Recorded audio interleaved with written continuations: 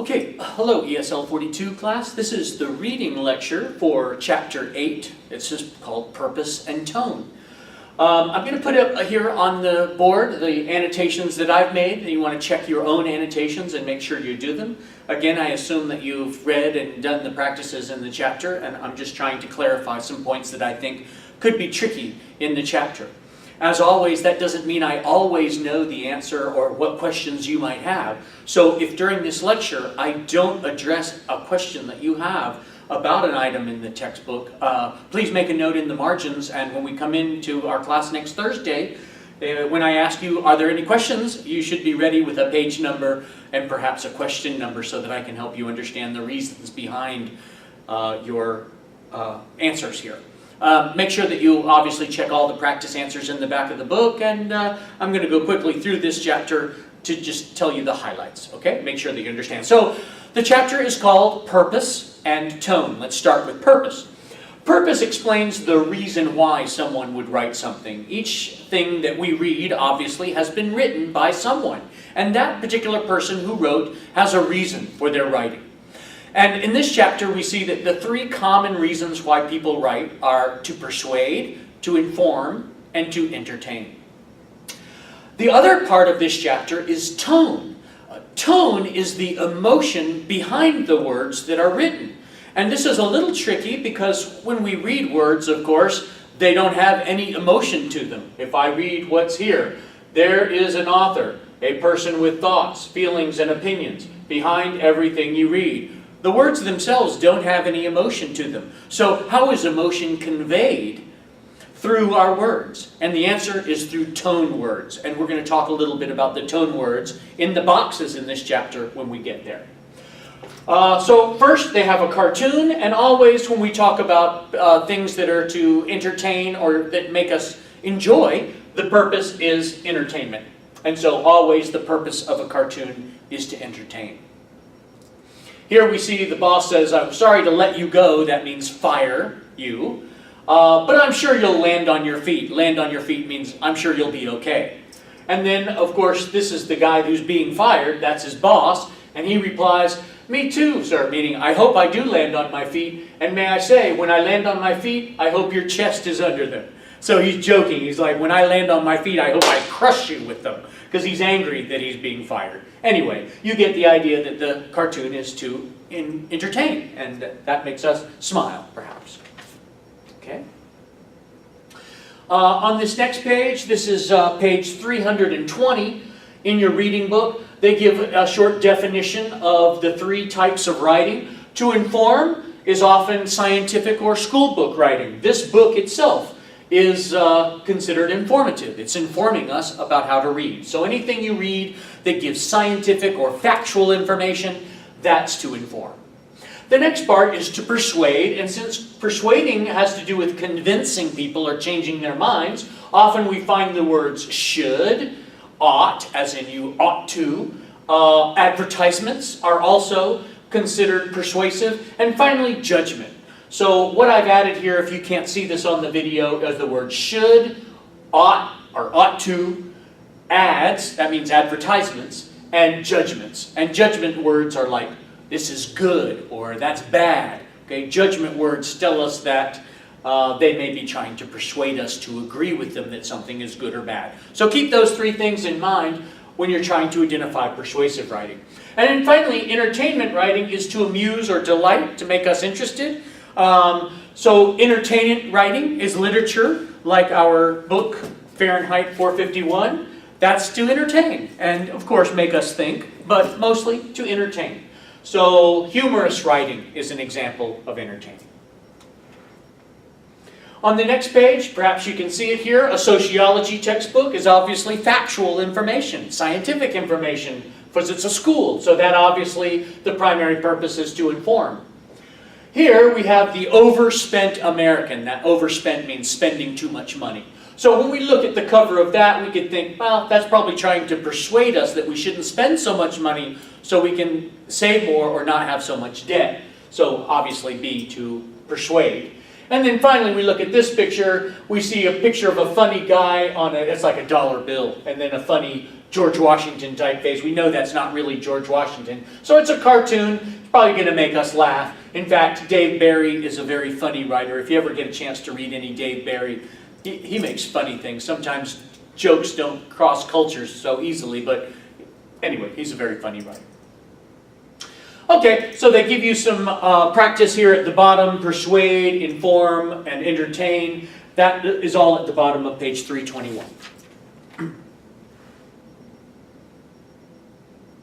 Okay, it is important to know that sometimes they combine two or more purposes. Maybe it's persuasive, but it could also contain factual information. So here is to inform, but there are certain other parts of the book that are designed to persuade. Reading for pleasure and power at the beginning of the book tries to persuade us. And then to entertain would be the readings at the back of the book. We haven't done much of those, but those are to entertain. Okay? If you haven't already done so, I want you to do practice 1, 2, and 3 and check the answers in the back of the book. Now, on these two pages, I'm looking at 326 and 327 here. There's two lists of words. I do not ask you to memorize these lists of words, okay? But I do need you to know what the words mean, because they might be showing up on a test, for example. So I want to take a minute. We'll start. They've given you definitions on page 327, so I just want you to read those words and make sure that you know what they mean. Again, if you have questions about those words on 327, put a mark in the margin there, and remember to ask me at the beginning of class on Thursday about those words. However, here are some words that describe tone. Many of them you may know, some of them you may not. So look in your textbook now on page 326, and I'd like to just take a minute to go over the meanings of those words since they're not given. That will maybe save you some time looking them up, and also I can kind of show you with my lecture, my face and my body, what some of these words mean, as I try to do usually with vocabulary. Okay? So looking on page 326 in some words to describe tone, first we have accepting. That's okay, I accept that. So if you say something in an accepting way, it means you're agreeing to it. Admiring means, oh, that's so wonderful. When we admire something, we respect it and we like it. I'm kind of going down the first column, obviously. Affectionate is like how a mother feels for her child. Oh, they feel affectionate, so it's warmth and caring is affectionate. Alarmed obviously means scared. Amused means entertained or something is funny. Angry, we know. Angry. Apologetic. Oh, I'm so sorry. I didn't mean to do that, he said apologetically. Okay, so the tone would be, I'm sorry. All right, next thing, approving. That means you agree. Oh, that's a good idea, approving. Ashamed means we're embarrassed or we've done something that has not been good. So if we're ashamed. Calming. Everything's going to be okay. Reassuring people. That would be calming if I said something in a calming way. And of course, caring, you know. Again, like a mother for her child. You care about something. On the next column, we have cheerful, which means happy. Conceited. That means I'm the best. Like people who brag about themselves, we would call those people conceited. So if we had, maybe boastful or words of that sort. Concerned obviously means caring about someone or something. Critical, that means negative. I don't like this room. I don't like this area. It's all bad. That's when somebody's critical. They're criticizing. Cruel, that means mean or not nice. If somebody's cruel, they might call you names and say you're ugly or something. So not being nice is cruel. Next one, curious, wanting to know about the world, asking a lot of questions. Defensive is when you defend yourself, like, I didn't do that. No, I'm an honest person. So if you're defensive, that's when someone says something that maybe accuses you of doing something, and then you say, no, I did not do that. That's defensive. You're defending yourself. Defensive, the root word is defend. Okay? Next one, determined. You know that means a hard worker or you're not going to stop. Disapproving means you don't like it. Doubtful, that means you're not sure. If you're doubtful about something, oh, I don't know, what should I do? Okay? Next, encouraging, of course, good job, you can do it, giving you encouragement. And of course, excited, all right. All right, fearful, of course, based on the word fear. That means you're being afraid. Forgiving, I don't mind, it's okay, don't worry. You forgive somebody. All right, frightened, that means to be scared. Grateful means appreciative. Thank you so much for your help. That would be grateful. Humorous means funny. Okay, so if I tell a humorous story, that might be like a joke or something to make you laugh. Insulting is critical. Insulting and critical are the same. Insulting means, oh, you're so stupid. I don't like you. You're ignorant or ugly. Oh, you get the idea. Insulting someone, saying bad things to them. Joyous means very happy. It's based on the word joy, as is loving. Loving is the same as when we talk about affectionate and loving, same thing. Playful, that means you're having fun with somebody. Sometimes if you have a good friend and they might pick on you or play with you, but in a good way. So you're just enjoying each other's company. That's playful. Praising, that means complimenting or saying good things. Regretful, that's when you're very sorry about something. Oh, I regret that I lost your very important diamond ring. Okay, something like that. You regret it. Respectful, is based on respect. Okay, self-critical is when you criticize yourself. Oh, I'm horrible. I should know that. I should have worked harder. That's when you're criticizing yourself. And then self-pitying is almost the same. That's when you feel sorry for yourself. Oh, I'm horrible. I can't learn anything. I'm the worst. Okay, that's when you pity yourself. Okay, serious, we know not funny. So if something's very serious, people have a face like this. I need to tell you something. Okay, so a very serious tone. All right, next, sorrowful. Sorrowful simply means sad. It's based on the word sorrow. Sympathetic, that's like our word in the vocabulary, I think it was empathy. If you're sympathetic to somebody, you feel the way they do. You understand them. If you have a friend that you know, you might be sympathetic if they tell you they had a bad day. Oh, I'm sorry. Is there anything I can do to help? I understand how you feel. Something like that. All right, threatening, of course, means I'll kill you. So, threatening. Threatening just means when you threaten someone or tell them that you're going to hurt them. That would be kind of a threatening tone. I'll get you, he said threateningly. So it's kind of threatening. All right, tragic means horrible, terrible thing. It was a tragic thing that happened. We were all so sad. Warm, it's like affectionate and loving, caring. Oh, may I get you something? Are you okay? Let's sit down and talk a little while. Okay, so warm. And then finally, worried. Worried is like concerned. Oh, I think I lost my wallet. You might be worried about something. Okay? Now, on the next page, again, I am not asking you to memorize these words, but I do want you to go through and read each word and its definition. And again, if you have questions about this particular chapter, I want you to make a note of whatever questions you might have here in the margins of your book. And that way I can answer those questions in class. But please know these words. Some of them you already know. Okay, the next thing is kind of a tricky concept, and I did want to take a minute in this reading section on page 329.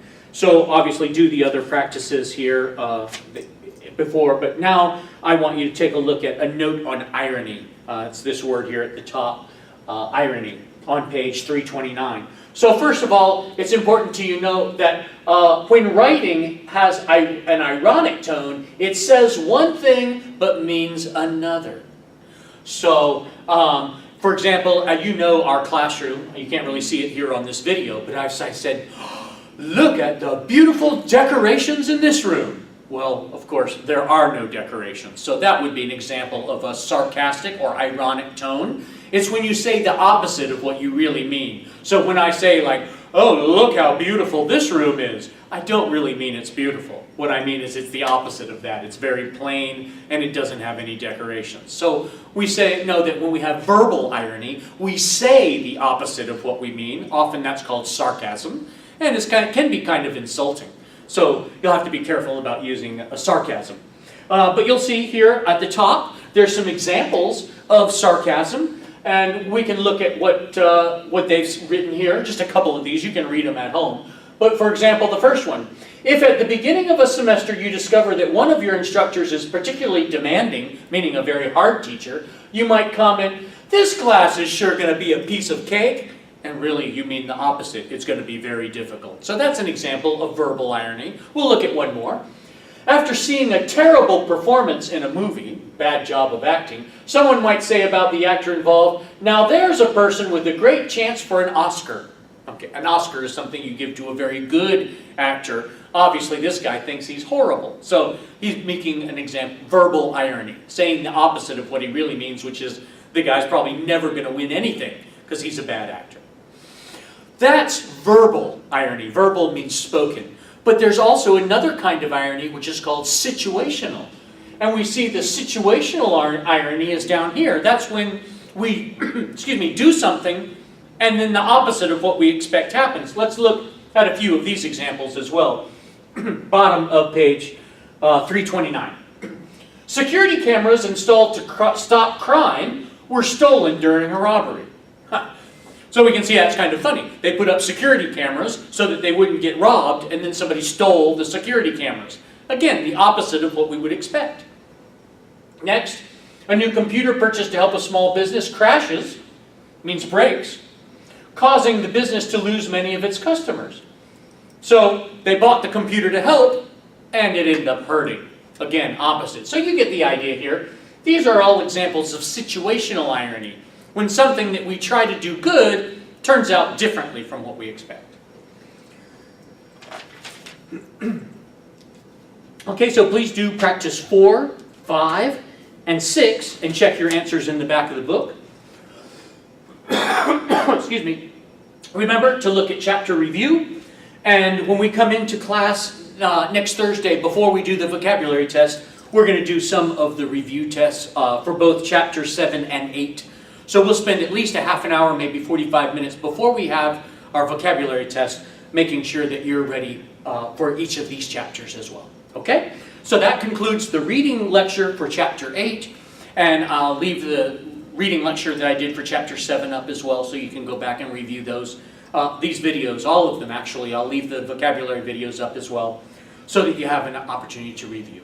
All right then. So that takes care of our chapter 8 video lecture. Good luck to you.